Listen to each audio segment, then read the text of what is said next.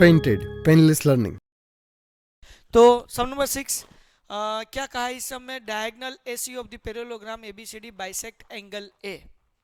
ये एबीसीडी हमारे पास जो है वो पैरेललोग्राम है। पैरेललोग्राम किसे कहते हैं हम सबको मालूम है, जिनकी ऑपोजिट साइड पैरेलल हो और इक्वल हो उसे हम क्या कहेंगे? पैरेललोग्राम कहेंगे। यहाँ पर किया गया बाइसेक्ट एंगल है, मतलब क्या हो रहा है कि angle 1 is equal to angle 2। Bisect angle A का मतलब क्या हुआ? Angle 1 is equal to angle 2। तो सबसे पहले हम क्या करेंगे? गिवन लिख लेते हैं। गिवन में हम क्या लिखेंगे? पहली चीज हमें कहा गया है पैरेललोग्राम। पैरेललोग्राम का मतलब क्या होता है? A B equal to D C. तो पहली बात ये हम लिख लेंगे, A B equal to D C. Point 2, A D equal to B C. A D equal to B C. चलो डन। पैरेलल है इसलिए ऑपोजिट साइड इक्वल होगी, ये एक चीज हो गई। सेकंड क्या हमें कहा गया है? Bisect angle A. इसका मतलब क्या हुआ? Angle 1 is equal to angle 2। चलो डन है। तो ये गिवन है। हमें क्या प्रूव करना है? Show that number 1 bisect angle C also. तो यहाँ पर जो है एंगल सी पे बाइसेक्ट कर रहा है, इसलिए हमें ये प्रूव करना होगा angle 3 is equal to angle 4। ये हमें प्रूव करना है। तो मैं यहाँ पर लिख लेता हूँ प्रूव। क्या लिखेंगे? Angle 3 is equal to angle 4। ये एक चीज हमें प्रूव करनी है। Second one, ABCD is rhombus. Rhombus prove करना है, इसका मतलब क्या है कि चारों साइड क्या है? इक्वल। ये हमें प्रूव करना है, वो भी हम कर देंगे। चलो ठीक है, सब जाग रहे हो? ओके। इस सम को सोल्व करने के लिए हमें सिर्फ 2 बार ट्रांसवर्सल लेना है, एक बार गिवन लेना है। इन 3 इक्वेशन से हम सोल्व कर देंगे। ठीक है, तो पहली बार हम पैरेलल क्या लेंगे? A B parallel D C. तो मैं यहाँ पर लिखूंगा A B parallel D C and AC is transversal. AC is transversal. चलो डन। तो ये अल्टरनेट इंटीरियर एंगल क्या बनेगा? Angle 3 and angle 2। तो हम क्या लिखेंगे? Angle 3 is equal to angle 2। क्या लिखेंगे? Alternate interior angle. चलो इसे कहेंगे इक्वेशन 1। डन। अब दूसरी पैरेलल साइड ले लेते हैं, AD और BC। तो हम क्या लिखेंगे? AD parallel BC and AC is transversal. यहाँ पर भी क्या बनेगा? ये ZD बनेगा। तो ये भी हो गया alternate interior angle. Angle 1 is equal to angle 4, alternate interior angle. चलो इसे हम क्या कहेंगे? इक्वेशन 2।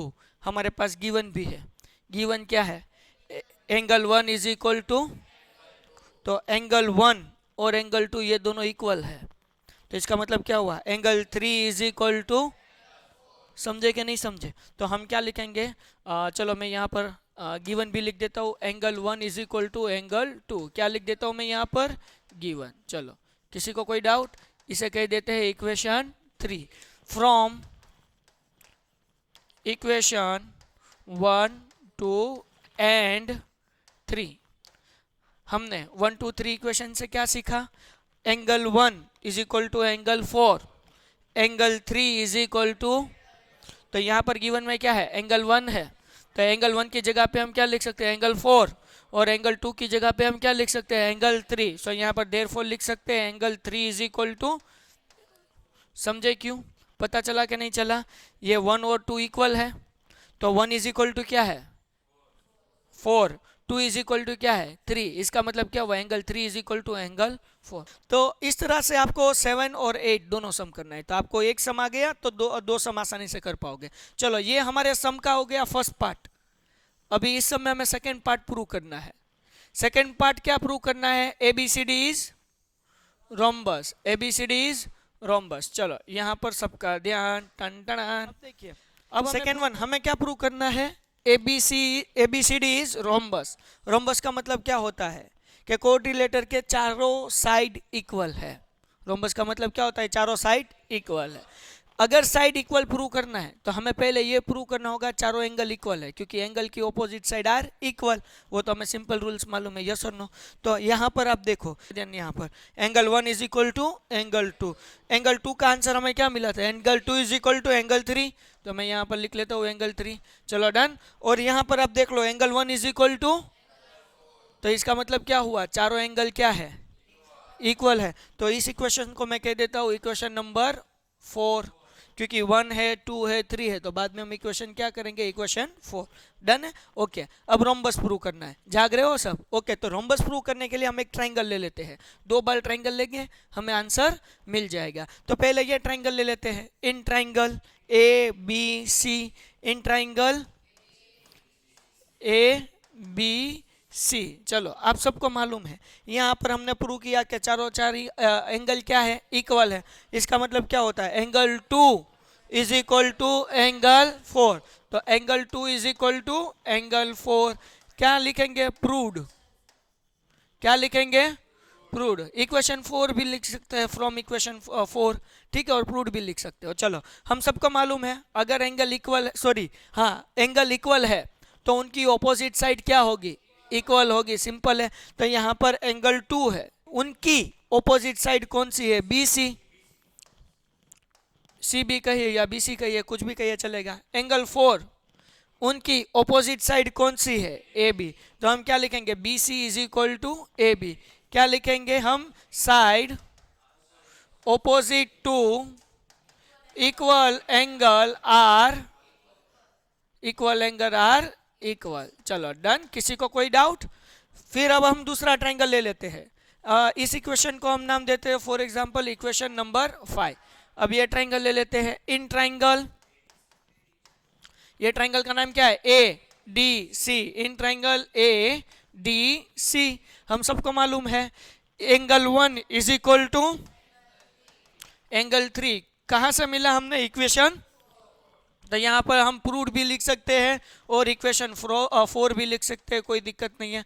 चलो डन। अगर एंगल इक्वल है तो उनकी ऑपोजिट साइड इक्वल होगी। एंगल 1 की ऑपोजिट साइड डी सी। जाग रहे हो? ओके, आगे बढ़ जाते हैं।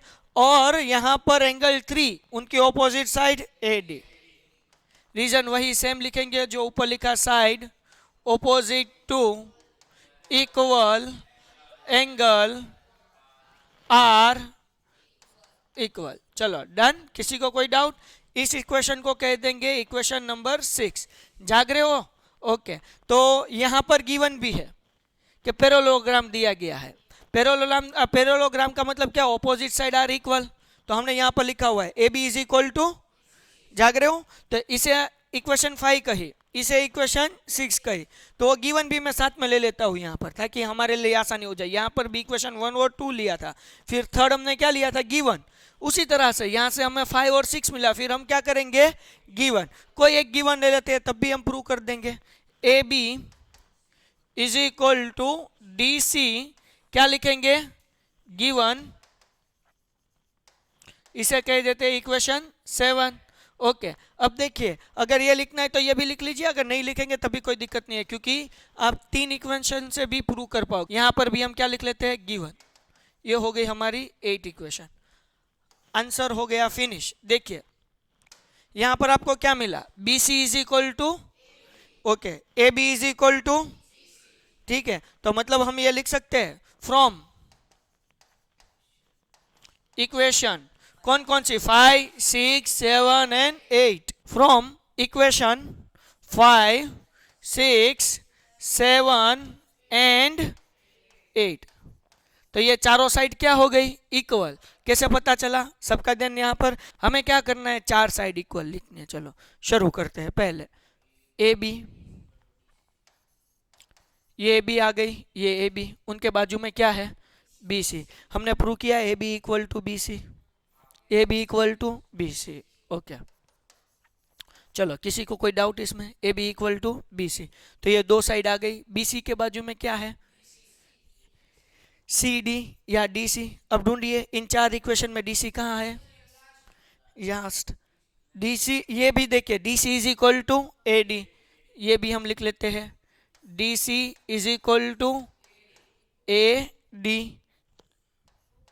हो गया, A B equal to B C is equal to D C is equal to A D. चलो, और यहां पर भी देख सकते हो D C is equal to क्या है, ए बी है। मतलब क्या हो गया कि चारों साइड क्या है, इक्वल है।